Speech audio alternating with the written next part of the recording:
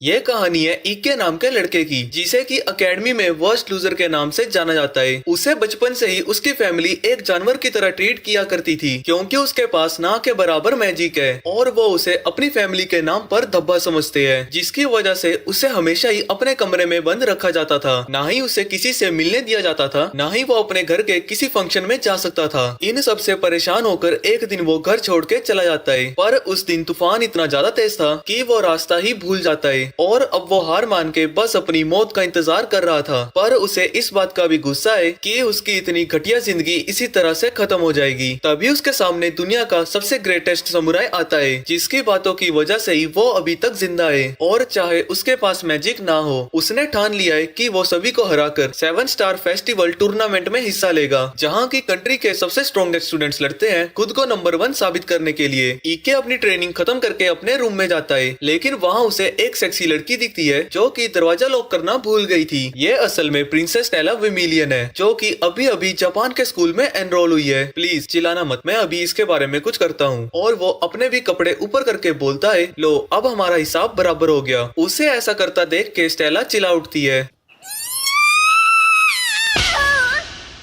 और वो स्कूल की डायरेक्टर को कंप्लेंट कर देती है। डायरेक्टर स्कूल की हिस्ट्री और प्रिंसिपल्स के बारे में ज्ञान देने लगती है और कहती है कि आज एकेडमी का पहला दिन है और आज ही तुम्हारी ये सब हरकतें मुझे देखनी पड़ रही है। ईके कहता है कि ऐसा कुछ भी नहीं है मैम, मैं तो एक जेंटलमैन बन रहा था। तो डायरेक्टर के कहने पे वो स्टेला से माफी मांगता है। स्टेला कहती है ठीक है, मैं तुम्हें माफ करती हूँ, बस अपनी तलवार लेके अपना गला काट लो। हैं, तुम्हारा दिमाग खराब है क्या? तुम्हारी बॉडी तो इतनी अच्छी भी नहीं है, उसके तो कोई 10 रुपए भी ना दे, मेरी गर्दन काटना तो दूर की बात है। ये के स्टेला को गुस्सा चढ़ जाता है और वो उसे भरी जवानी में मारने के लिए आगे बढ़ने लगती है। ये देख के इक्के समझ आता है कि उसे कुछ करना ही होगा, तो वो जल्दी से उसकी सुंदरता की तारीफ कर देता है। ये सुनते ही स्टेला की सीटी बज जाती है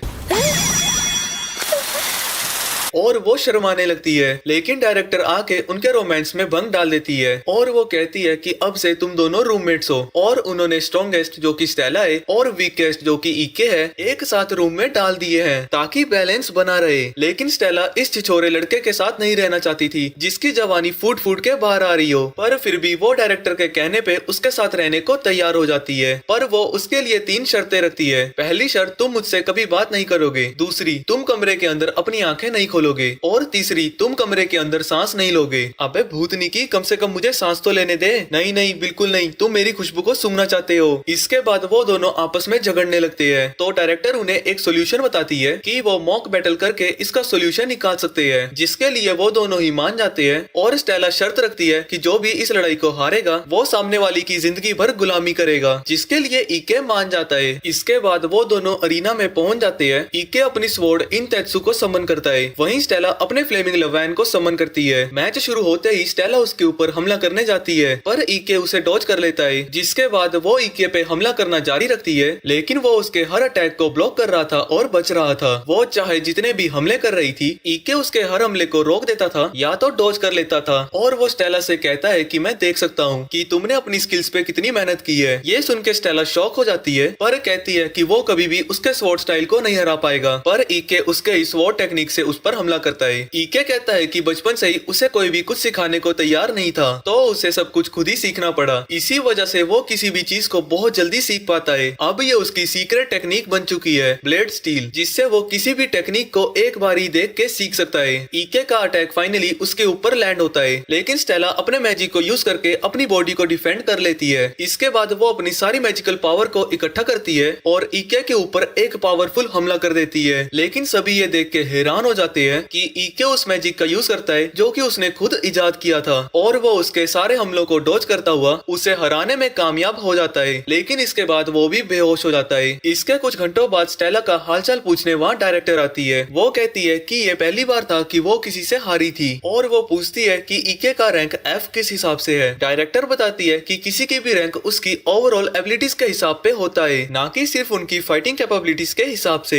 और अभी उनके पास कोई सिस्टम नहीं है जिससे वो वो सही तरह से ईके की एबिलिटीज को रैंक कर पाए। इसके बाद स्टेला अपने यहाँ आने का मकसद बताती है कि वो चाहती है कि लोग ये देखें कि वो अपनी मेहनत से यहाँ पहुंची है, ना कि सिर्फ अपने टैलेंट की वजह से। इसके बाद स्टेला जब अपने रूम में जाती है वो इक्के से माफी मांगने वाली थी, लेकिन इक्के अभी सो रहा था। स्टेला उसे जगाने की कोशिश करती है, लेकिन इक्के करवट ले लेता है और उसकी मस्कुलर बैक को देख के स्टेला उसे फील करने जाती है, पर इक्के वापिस से सीधा हो जाता है, जिसकी वजह से उसका हाथ उसके नीचे आ जाता है और स्टेला इक्के के ऊपर आ जाती है। वो उसकी सेक्सी बॉडी को देख के उसे छूने लगती है। वो अपना पूरा कार्यक्रम कर ही रही थी, पर इक्की उसी वक्त जाग जाता है, जिस वजह से वो डर जाती है और उसका सर ऊपर लगता है। इसके बाद स्टेला अपने पहले की बदतमीजियों के लिए माफी मांगती है। तभी इक्की कहता है, तुम्हें अपनी शर्त याद है ना, हारने वाला जीतने वाले का जिंदगी भर गुलाम बनने वाला था, और ये तो रॉयल फैमिली के ऊपर धब्बा होगा अगर एक प्रिंसेस अपनी बात पे से मुकर जाएगी। तो स्टेला खड़ी होती है और कहती है कि तुम जो भी कहोगे मैं वो सब करूंगी।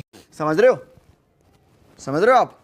समझ रहे हो? पर ये गधा इतनी बड़ी अपॉर्चुनिटी को अपने हाथ से जाने देता है और कहता है कि मैं तुम्हें अब ऑर्डर देता हूँ कि तुम अब मेरी रूममेट बनोगी और मुझे कमरे के अंदर सांस लेने दोगी। इसके लिए स्टेला मान जाती है। अगले दिन स्टेला और इक्की साथ में ट्रेनिंग कर रहे थे, जहाँ इक्की उससे कहता है कि मैं रोज 20 किलोमीटर दौड़ता हूँ। इसका मतलब ये नहीं कि तुम्हें भी उतना दूर ही दौड़ना है। स्टेला उससे पूछती है कि आज तुम इतना खुश दिख रहे हो, बात क्या है? इक्की कहता है कि 4 साल बाद मैं अपनी बहन से मिलने जा रहा हूँ, अब से वो इसी अकेडमी में पढ़ेगी। इसके बाद स्टेला और इक्की अपनी क्लास में पहुंच जाते हैं, जहां की उनकी टीचर यूरी आने वाले कंपटीशन के सभी रूल्स को एक्सप्लेन कर रही होती है। वो बताती है कि अब से सिलेक्शन एक्चुअल फाइटिंग में डिपेंड करेगा और हर एक स्टूडेंट को 10-10 फाइट करनी होगी और टॉप 6 स्टूडेंट्स इस अकेडमी के रिप्रेजेंटेटिव्स बनेंगे। इसके बाद स्टेला और इक्की कॉरिडोर में कहीं जा रहे होते हैं, तभी एक लड़की वहां आती है और इक्की का हाथ पकड़ के मॉक बैटल में उसके लड़ाई की तारीफ करने लगती है और अपने पॉम का प्रदर्शन करके उसे इंटरव्यू के लिए रिक्वेस्ट करती है। इक्की ये देखकर ब्लश करने लगता है। वहीं स्टेला वहां से जाने लगती है क्योंकि वो जेलस फील कर रही थी। इक्की बड़े प्यार से इंटरव्यू के लिए मना कर देता है और स्टेला के पीछे भागने लगता है। तभी एक शिजुको नाम की लड़की उसे रोकती है। ये और कोई नहीं बल्कि इक्के की बहन थी और तभी वो अचानक से उसे किस करने लगती है, जो कि देख के सभी की आंखें खुली की खुली रह जाती है। पर शिजुको कहती है क्योंकि वो अपने बड़े भाई से 4 साल से दूर थी, उसे किस करना कोई बड़ी बात नहीं है। सभी लोग शिजुको पे चिल्लाते हैं और स्टेला उसे उठा के पीछे खींचती है और इक्की को उसकी छिछोरी हरकतों के लिए डांट लगाने लगती है। इसके बाद शिजुको और स्टेला की इक्के को लेकर बहस छिड़ जाती है और शिजुको उससे पूछती है कि तुम्हारा मेरे भाई के साथ क्या रिश्ता है। वहीं गर्मा गर्मी में स्टेला सभी को चिल्ला के बता देती है कि कुरुगा उसका मास्टर है और वो उसकी स्लेव है। ये सुनकर शिजुको को गुस्सा आ जाता है और वो कहती है कि आओ मैं तुम्हें इससे मुक्ति दिलाती हूँ। लेकिन तभी स्टेला भी अपनी तलवार निकाल लेती है और दोनों ही एक दूसरे की बेइज्जती करने के बाद आपस में लड़ने लगती है। तो डायरेक्टर उन दोनों को पनिशमेंट देती है कि वो लेडीज रूम को साथ में क्लीन करेंगे, पर डायरेक्टर के वहाँ से जाते ही वो दोनों फिर से आपस में झगड़ने लगते हैं और जब वो सारे स्कूल की टॉयलेट साफ करके बाहर आते हैं तब भी उनकी बहस चलती रहती है। शिजुको स्टेला से अपनी फैमिली बिजनेस से दूर रहने को कहती है क्योंकि वो कभी भी नहीं समझ सकती कि फैमिली में इक्की को कितनी बुरी तरह से ट्रीट किया जाता था। उसके साथ सभी लोग ऐसे बर्ताव करते थे जैसे कि वो एग्जिस्ट ही नहीं करता। इसके बाद शिजुको वहाँ से चली जाती है। जब वो अपने रूम में पहुँचती है जहाँ की उसके सामने उसका रूममेट बैठा था, वहीं स्टेला भी अभी भी उसके बारे में सोच रही थी जो कि शिजुके ने कहा था। और जब इक्की वहाँ पहुँचता है वो उससे पूछती है कि क्या तुम्हें कभी ऐसे ट्रीट किया गया था जैसे कि तुम एग्जिस्ट ही नहीं करते। इक्की समझ आता है कि ये उसे जरूर शिजुके ने बताया होगा और वो उसे अपनी जिंदगी के बारे में बताने लगता है। इक्की उससे पूछता है क्या तुम समुराई रियोमा के बारे में जानती हो? जैसे वो कहती है कि हाँ मैं जानती हूँ। वो रियलाइज करती है कि रियोमा का भी सरनेम कुरुगाने ही था, जो कि इक्की का सरनेम भी है। रियोमा कुरुगाने इक्की के ग्रैंडफादर है। वो बताता है कि कुरुगाने फैमिली में हमेशा से ही सबके पास बहुत ज्यादा मैजिक होता था, लेकिन मेरे पास बिल्कुल भी मैजिक नहीं है, जिसकी वजह से मुझे सबसे अलग एक कमरे में बंद रखा जाता था। फिर एक दिन इन सबसे तंग आके उस जगह को छोड़ के भागने लगा, पर रास्ते में वहाँ तेज तूफान आ जाता है, जिसकी वजह से उसे रास्ता नहीं दिख रहा था। वो अब जिंदगी से हार मानने वाला था, लेकिन अभी भी उसे इस बात पे गुस्सा था कि आखिर वो इतना कमजोर क्यों है। तभी उसके दादाजी वहाँ आ जाते हैं। क्या तुम्हें दुख और गुस्सा आ रहा है कि तुम सबसे कमजोर हो? इसका मतलब ये है कि तुमने अभी हार नहीं मानी है। उसके दादाजी के शब्द उसे मोटिवेट करते हैं कि वो भी अपने दादा की तरह एक स्ट्रॉन्ग नाइट बने, पर कोई भी उसे कुछ सिखाने को तैयार नहीं था। तो उसे सब कुछ खुद ही सीखना पड़ा।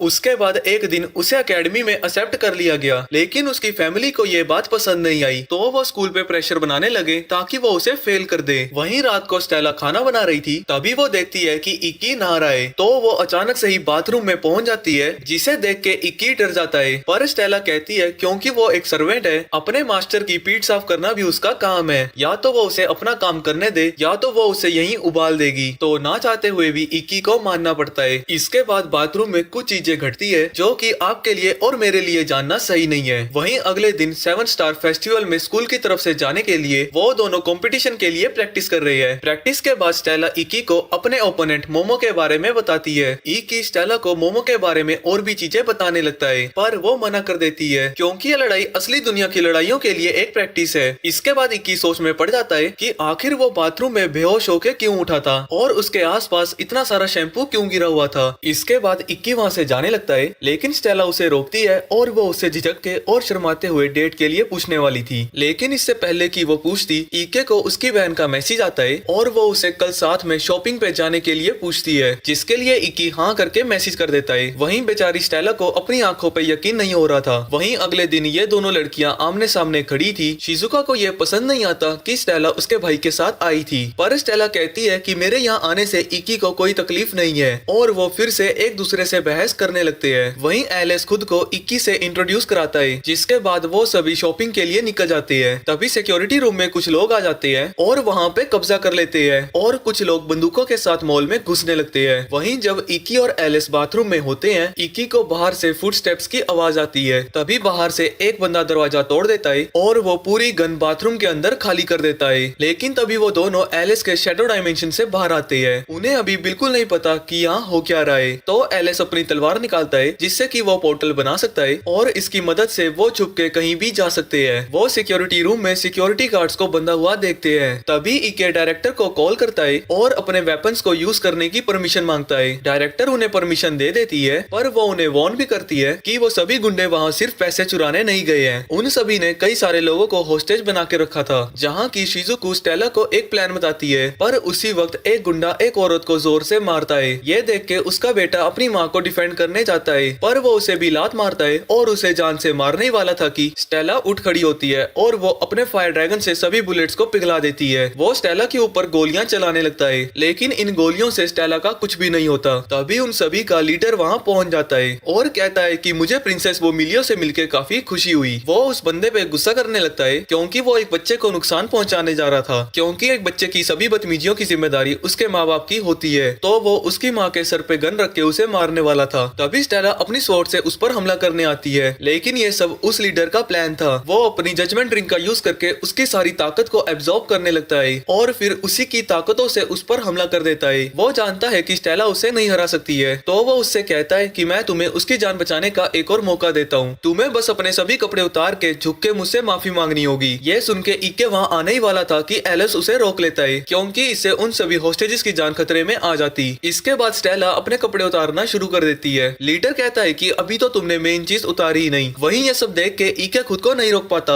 और वहाँ जाने लगता है, पर एलिस अपनी स्वॉर्ड का यूज करके उसे वहीं रोक देता है और उसे अपनी बहन पे भरोसा रखने को कहता है। तभी स्टेला अपना मैजिक सर्कल बनाना कंप्लीट कर लेती है और वहाँ एक बैरियर बना देती है, जिससे वो सभी उनकी गोलियों से आराम से बच जाते हैं। तभी इक्की किनतेत्सु को सम्मन करता है और वो उन सभी गोलियों के बीच में कूद जाता है। इसी वक्त इक्की अपनी कलर देखने की एबिलिटी को सेक्रीफाइस कर देता है, जिससे कि उसकी विजुअल एनहांसमेंट और ज्यादा बढ़ जाती है, जिससे उसे पता लग जाता है कि लीडर की सारी पावर का जड़ उसका लेफ्ट हैंड है। वो सारी गोलियों से बचता हुआ दीवार पे दौड़ रहा होता है और अचानक से ही दीवार से कूद के लीडर का हाथ काट देता है। और जब वो इक्की पे हमला करने जाता है तो एलिस उसे आके रोक देता है और स्टेला उसके बाकी के साथियों को निपटा देती है। जिसके बाद इक्की दौड़ के स्टेला को हक कर लेता है और जैसे ही उसकी ताकत खत्म होती है वो जमीन पर गिर जाता है। और इसी वक्त उनकी साथी जो कि सिविलियंस में छुपी हुई थी, एक औरत के ऊपर अपनी गन तान देती है। तभी अंधेरे से एक आदमी की आवाज आती है और लेजर जैसी चीजें एक एक करके सभी गुंडों को गिरा देती है। स्टेला सोचती है कि आखिर यह हमला कर कौन रहा है। तभी वो बंदा अपनी इनविजिबिलिटी स्किल से बाहर आता है। इक्की तुरंत ही उसे पहचान जाता है और उसका नाम किरिहारा था। बिल्डिंग के बाहर काफी सारी लड़कियां उसे घेर के खड़ी थी और उसकी बहादुरी के लिए उसकी तारीफ करने लगती है। तभी इक्की भी वहाँ आता है और उसे थैंक यू कहता है, पर किरिहारा कहता है कि कमजोरों की मदद करना उसका फर्ज है और क्या तुम अपनी इस नल्ली एबिलिटीज के साथ नाइट बनना चाहते हो। जब स्टेला चिल्लाती है कि इक्की उससे ज्यादा स्ट्रॉन्ग है, किरीहारा हंसने लगता है और कहता है कि तुमने इन्हें बताया नहीं कि जब हमारी पिछली बैटल होने वाली थी तो तुम मुझसे डर के भीगी बिल्ली की तरह भाग गए थे। तभी इक्की को एक मेल आता है और वो देखता है कि जो उसकी पहली फाइट है वो किरीहारा के साथ है। जाने से पहले किरीहारा उससे कहता है तुम इस बार तो डर के नहीं भागोगे ना, अगर भागने वाले हो तो फिक्र मत करो, मैं तुम्हें चूड़ियां भिजवा दूंगा। अगले दिन कंपटीशन शुरू हो जाता है और स्टेला का मुकाबला मोमो से था जिसने एक बहुत ही पावरफुल आर्मर पहना हुआ है। पर जब वो स्टेला की पावर देखता है वो समझ आता है कि वो उसे नहीं हरा पाएगा और हार मान लेता है, यानी स्टेला ऑटोमेटिकली जीत जाती है। वहीं इक्की पिछले साल के टूर्नामेंट में किरीहारा के मैचेस को देख रहा था और उसकी पावर्स को देख के वो थोड़ा डर भी जाता है। तभी स्टेला वहां आ जाती है और उससे कहती है कि किरीहारा के साथ लड़ना तुम्हारे लिए थोड़ा मुश्किल होगा। इक्की कहता है कि मुश्किल तो होगा पर मैं जीतने का कोई ना कोई रास्ता निकाल ही लूंगा। इसके बाद इक्की जब जॉगिंग कर रहा होता है उसके दिमाग में उसी दिन की यादें चल रही थी जिस दिन वो किरीहारा से डर के भागा था। पर तभी वहाँ एलिस पहुंच जाता है और वो पिछले साल के र्यूमर्स के बारे में उससे पूछता है तो इक्की उसे सब कुछ बताने लगता है। वो बताता है कि स्कूल का पिछला डायरेक्टर उसकी फैमिली के दबाव में आकर उसे स्कूल से बाहर निकाल देना चाहता था और जब ये बात किरीहारा को पता लगती है वो उसे बार बार परेशान करने लगता है और उसे एक डुएल के लिए भी चैलेंज कर देता है। पर जब इक्की वहाँ से मना करके जा रहा था किरीहारा अपना वेपन समन करके उस पर हमला कर देता है। पर इक्की को पता था कि अगर वो उसके हमले को डॉज करेगा या उस पर वापस अटैक करेगा तो उन्हें उसे स्कूल से बाहर निकालने की वजह मिल जाएगी, इसीलिए वो बस वहाँ मार खाता रहता है और इसी वजह से वो स्कूल में रह भी पाया था। इसके बाद वो दिन आ जाता है जिस दिन इक्की का मैच था। मैच से पहले वो एक कंसेंट फॉर्म साइन करता है तभी उसके पीछे एक लड़की आ जाती है और वो उसे इतनी जल्दी एग्री करता हुआ देख के हैरान थी क्योंकि कोई भी स्टूडेंट्स इन मैचेस के खतरों को देखता हुआ इतनी जल्दी एग्री नहीं करता है। वहीं वो लड़की ये देख के हैरान हो जाती है कि इक्की ये जानता है कि वो कितनी खतरनाक है और उसे ये भी पता है कि स्कूल की डायरेक्टर और वो काफी समय से दोस्त हैं। तभी वो अचानक से इक्की के पास टेलीपोर्ट हो जाती है और उससे पूछती है कि क्या तुम मुझसे कुछ प्राइवेट में सीखना चाहते हो।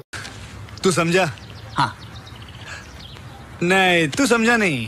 तभी वहाँ डायरेक्टर आ जाती है और क्योंकि एक मैच में सुपरवाइजर की कमी हो रही थी वो उसे घसीट के वहाँ से ले जाने लगती है। इसके बाद इक्की की लड़ाई को सिर्फ 30 मिनट बचे थे। वो इंतजार करता हुआ सोच रहा होता है कि मैं हमेशा ही 7 स्टार फेस्टिवल में फाइट करना चाहता था और शायद ये मेरा आखिरी मौका होगा। वो याद करता है कि उसने यहाँ तक पहुँचने में कितनी सारी चीजें झेली है पर ऐसा करते करते उसकी सारी यादें उसकी आंखों के सामने से गुजरने लगती है और उसे पता भी नहीं लगता कि कब आधा घंटा बीत भी जाता है। जब इक्की अरीना में पहुँचता है किरीहारा यह देख के हैरान था कि वो वहाँ से भागा नहीं। इसके बाद वो दोनों ही अपने अपने वेपन समन कर लेते हैं और मैच को स्टार्ट कर दिया जाता है। किरीहारा उससे कहता है कि तुम तो अभी से ही घबराए हुए लग रहे हो और वो हवा में ही पियानो बजाने की एक्टिंग करता है। जिसके बाद वो वहाँ एक घना सा जंगल बना देता है। किरीहारा छुप के उस पर हमले कर रहा था पर किरीहारा उसके एरोस को ब्लॉक कर लेता है और यहाँ तक कि वो उसके पास जाके उस पे भी हमला कर देता है। इसके बाद किरीहारा और दूर जाके उस पर हमला करते जाता है। इक्की उसके सभी हमलों को डॉज करता हुआ उसके करीब पहुंच जाता है लेकिन उसका हर अटैक किरीहारा ब्लॉक कर देता था। पर किरीहारा कहता है कि ज्यादा कॉन्फिडेंस में मत आओ, अब मैं पहले से ज्यादा ताकतवर हूँ और वो फिर से इनविजिबल हो जाता है। और इसके बाद वो उसे बताने लगता है कि वो उसके कौन से बॉडी पार्ट पे हमला करेगा। सबसे पहले तुम्हारा राइट थाई, लेफ्ट आर्म। वहीं इके को समझ में नहीं आ रहा था कि यहाँ हो क्या रहा है। किरीहारा उसे बताता है कि इस साल उसके एरोस भी इनविजिबल है। जिसके बाद इक्की के हाथ में एरो लगता है जिसकी वजह से वो जमीन पे गिर जाता है। वहीं स्टेला ये सब देख के सोच रही थी कि इक्की बेवकूफों की तरह क्यों लड़ रहा है क्योंकि पहले तो उसने मैच की शुरुआत में उसे इतना सारा टाइम दे दिया अपने अटैक को बनाने के लिए। पर एलिस उसे बताता है कि इक्की बहुत नर्वस था और वो सही तरीके से सोच नहीं पा रहा था। पर स्टेला कहती है कि इक्की कभी नर्वस हो ही नहीं सकता। पर तभी वो रियलाइज करती है कि इक्की मैच से पहले कितना कॉन्फिडेंट था। पर इक्की ऐसा इंसान है ही नहीं कि वो किसी मैच के बारे में इतना कॉन्फिडेंट हो। अब जाके स्टेला को याद आता है कि इक्की कॉन्फिडेंट होने का नाटक कर रहा था और असलियत में वो बहुत ज्यादा डरा हुआ है। तब किरीहारा भी इक्की का मजाक उड़ाने लगता है। जो नई डायरेक्टर है उससे तुमने सिफारिश करवाई थी ताकि तुम एकेडमी में आ सको और 7 स्टार फेस्टिवल को जीत के ग्रेजुएशन कर सको क्योंकि बाकी स्टूडेंट्स की तरह तुम बिना 7 स्टार फेस्टिवल जीते ग्रेजुएट नहीं कर सकते। ये सब सुनने के बाद सभी स्टूडेंट्स इक्की के ऊपर हंसने लगते हैं कि उसने सोच भी कैसे लिया कि वो 7 स्टार फेस्टिवल जीत सकता है। तभी किरीहारा का हमला इक्की की छाती से होकर गुजरता है और वो जमीन पर गिर जाता है। जब इक्की जमीन पर पड़ा हुआ था किरीहारा सभी ऑडियंस को कहता है कि वो इसे चीयर करे और पूरी ऑडियंस लूजर लूजर चिल्लाने लगती है। ये सब देख के स्टेला को गुस्सा आ जाता है और वो सभी को चुप करने को कहती है और वो कहती है कि ईके उन सभी से कहीं ज्यादा बेहतर है। इसके बाद वो ईके से कहती है कि वो कभी भी उसे अपने सामने हारता हुआ नहीं देख सकती और उसे फिर से अपने पैरों पर खड़ा होकर लड़ने को कहती है। स्टेला की बातें सुनने के बाद ईकी वापिस से खड़ा होता है और खुद को मुक्का मारने के बाद स्टेला का शुक्रिया अदा करता है। तभी किरीहारा कहता है कि वो अपना अगला तीर ईकी के सर पे मारेगा, पर ईकी रियलाइज कर जाता है कि उसे शुरू से क्या करना चाहिए था। वो किरीहारा की आवाज पे और उसके अटैकिंग पैटर्न पे फोकस करने लगता है और इस बार जब वो अगला हमला करता है ईकी उसके हमले को ब्लॉक कर लेता है। ये देख के किरीहारा डर जाता है। ईकी कहता है कि तुम्हारे सारे अटैक्स अब पुराने हो चुके हैं। इसकी वजह से वो उसके सारे अटैक्स को आसानी से ब्लॉक कर पा रहा था और उन अटैक्स की मदद से वो उसकी लोकेशन का पता लगा लेता है और वो इस एबिलिटी को परफेक्ट विजन कहता है। ये देख के किरीहारा उससे डर के भागने लगता है और उसके ऊपर हजारों एरोज से हमला करता है, पर ईकी उसके सारे हमलों को ब्लॉक करता हुआ आगे बढ़ता रहता है, यहाँ तक कि वो उसके एक एरो को पकड़ के उसी के ऊपर वापस फेंक देता है। और इसके बाद जब किरीहारा अपने सबसे ज्यादा पावरफुल अटैक का यूज करता है ईकी उसे बड़े ही आसानी से काटता हुआ किरीहारा के पास पहुंच जाता है। ये सब देख के किरीहारा की फट जाती है और वो चिल्ला चिल्ला के हार मानने लगता है, पर ईकी नहीं रुकता और उस पे हमला कर देता है, जिसकी वजह से वहाँ बड़ा सा धमाका होता है। पर जब सारी धूल हटती है हम देखते हैं कि ईकी ने बस उसकी नाक पर हल्का सा कट लगाया है और इस तरह से ईकी को विनर डिक्लेयर कर दिया जाता है। पर पिछली बार की तरह पावर यूज करने की वजह से वो फिर से बेहोश हो जाता है। इसके बाद जब ईकी की आंखें खुलती है वो हॉस्पिटल में था और अपने बगल में स्टेला को देख के वो स्माइल करता है और जब स्टेला उठती है वो उस पर गुस्सा होने लगती है क्योंकि वो उसे सोते हुए देख रहा था। लेकिन ईके इस मौके का फायदा उठा के वो स्टेला से कहता है कि वो उसे पसंद करता है और वो बहुत खुशकिस्मत है कि उसकी मुलाकात स्टेला से हुई। स्टेला शर्माने लगती है और वो भी उसके गालों पे एक पप्पी देती है, यानी कि वो दोनों ही एक दूसरे को पसंद करते हैं। वो प्रॉमिस करते हैं कि वो एक दूसरे की मदद करेंगे स्ट्रॉन्गेस्ट नाइट बनने में और कंपटीशन के फाइनल में वही दोनों आमने सामने होंगे। इस बात को अब 2 हफ्ते बीत जाते हैं, पर स्टेला गुस्सा थी क्योंकि अभी तक उन दोनों ने गुलू गुलू नहीं किया था। वहीं इस समय के दौरान ईकी ने अपने पांचों के पांचों मैच जीत लिए थे और सभी लोगों ने उसे लूजर बुलाना छोड़ दिया है। वहीं अगले दिन कागामी कुछ लड़कियों के साथ मिलकर ईके से कहती है कि वो उसे तलवारबाजी करना सिखाए। वहीं बेचारी स्टेला का जल भुन के बुरा हाल हो रखा है। वहीं ईकी उन सभी को तलवारबाजी सिखाने के लिए तैयार हो जाता है। वहीं क्लास के लड़के उससे जेलस फील करने लगते हैं क्योंकि अब सारी लड़कियां उसके पीछे लट्टू होने लगी है। इसके बाद क्लास शुरू होने वाली थी और प्रोफेसर यूरी वहाँ पहुँचती है, पर इससे पहले कि वो कुछ कहती वो फिर से खून की उल्टी करती है, जिससे सभी स्टूडेंट्स घबरा जाते हैं और क्लास डिसमिस कर दी जाती है। वहीं जब वो दोनों रूम में होते हैं स्टेला उससे कहती है कि अगर तुम उन्हें ताकतवर होने की ट्रेनिंग दोगे तो वो तुम्हारे लिए ही कंपटीशन बढ़ाएंगे, पर ईकी कहता है कि अगर वो ताकतवर हो जाएंगे तो वो अपनी रक्षा खुद कर पाएंगे। इसके बाद स्टेला शर्माते हुए इलू इलू के बारे में उससे बात करने लगती है, पर तब तक ईकी वहाँ से जाके सो चुका था। अगले दिन ईकी सभी छोरियों को ट्रेनिंग दे रहा था और ईकी जो भी ट्रेनिंग के बारे में बता रहा था कागामी सब कुछ अपने नोटबुक में लिखती जाती है। तभी वहाँ अकेडमी के लफंडर से छोरे आ जाते हैं और उन्हें ये बात बिल्कुल नहीं पसंद आ रही थी कि एक लड़के के पास इतनी सारी लड़कियां घूम रही है। वो सभी अपने वेपन्स निकाल लेते हैं और एक बंदे के पास तो सीधा गन थी, पर जब वो सभी उस पर हमला करने जाते हैं ईकी आसानी से उन सभी को नीचे गिरा देता है और जब उनका लीडर उसे शूट करने वाला था ईकी एक छोटा सा पत्थर उछालता है जिससे कि उसकी गन फायर ही नहीं करती। ये सब देख के उसकी फटी पड़ी थी और ईकी उसके सामने आके ताली मारता है जिससे वो जमीन पे गिर जाता है। इसके बाद जब ईकी कहता है कि वो रूल्स के खिलाफ अपने वेपन्स का यूज कर रहे हैं वो सभी उसके आगे माथा टेक के माफी मांगने लगते हैं और कहते हैं कि हमें तो बस थोड़ी जेलसी होने लगी थी क्योंकि तुमने सारी की सारी लड़कियों को अपनी तरफ कर रखा है। इसके बाद वो सभी लफंडर अच्छे बच्चे बन के ईकी से ट्रेनिंग लेना चाहते हैं तो ईकी भी मान जाता है और वो सभी उसे मास्टर मास्टर कह के बुलाने लगते हैं, जिसके बाद वो सभी को ट्रेन करने लगता है। लेकिन उसी वक्त वहाँ और भी लड़कियां आ जाती है और वो भी उससे ट्रेनिंग लेना चाहती थी, जिसके बाद वो काफी सारे स्टूडेंट्स को ट्रेन कर रहा था। स्टेला भी चाहती है कि ईकी उसे ट्रेन करे, पर ईकी कहता है कि तुम्हें मेरी फाइटिंग स्टाइल नहीं सीखनी चाहिए। ये सुन के स्टेला नाराज हो जाती है कि वो उसके साथ ज्यादा टाइम स्पेंड नहीं करना चाहता और वो वहाँ से जाने लगती है। तभी उसके सामने एलिस आ जाता है और वो कहता है कि तुम फिर से शिजुको से हार गई और उसे एक गेम देते हुए कहता है ये लो डेटिंग गेम, तुमसे रियल लाइफ में तो कुछ हो नहीं रहा है, इसी में कुछ कर लो। इसके बाद स्टेला रूम में जाके गेम खेलने लगती है और गेम खेलते खेलते वो रियलाइज करती है कि यही सब चीजें तो वो चाहती है और वो विश करती है कि काश ईके भी उसका हाथ ऐसे पकड़े और ऐसे ही किस करे। तभी इक्की वहाँ आ जाता है। वो उसे बताता है कि वो सभी ट्रेनिंग के लिए पूल में जा रहे हैं तो क्या वो भी साथ में चलना चाहेगी, लेकिन स्टेला अभी भी गुस्सा है और उससे पूछती है कि तुमने तो पहले मना कर दिया था। पर इक्की उसे समझाता है कि उसकी स्वॉर्ड स्किल्स उससे पहले ही कई ज्यादा ज्यादा अच्छी है, इसीलिए उसने उसे ट्रेन करने से मना कर दिया था। अगले दिन जब वो सभी बस में जा रहे होते हैं, स्टेला हंसती है क्योंकि वो इकी के साथ बैठी थी। वहीं शिजुको जेलस फील कर रही है। इसके बाद सभी पूल पहुंच जाते हैं।